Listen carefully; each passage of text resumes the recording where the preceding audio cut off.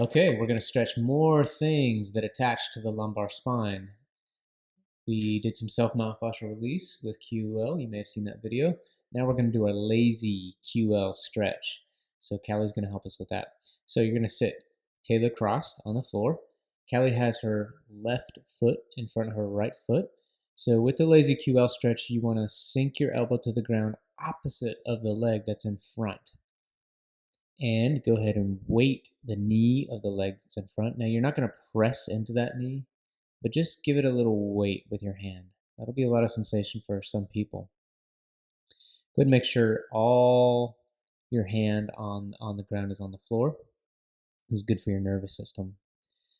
So we're concentrating here on the space between the rib cage and the hips on the left. Using your breath, because QL does insert into the diaphragm, will help. So deep breaths into the side body. Also think about your pelvis being very heavy, in this case on the left, and sinking down and away from the ribcage. To come out of this, you're going to come out of it in a different way that you got into it. So we might ask Callie to maybe hinge forward and roll out of this, preparing for the other side. So you could repeat that on the other side, holding each side for 30 to 90 seconds is good. Callie will demonstrate here just briefly. Yeah, again, concentrating on the space between the ribcage and the pelvis. A progression might look like this. So coming back to a neutral position,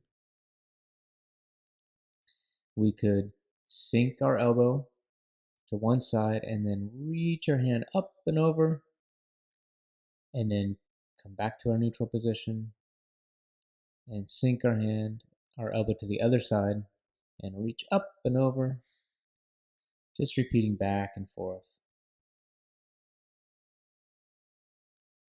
So you could repeat that with one leg in front and then the other leg in front.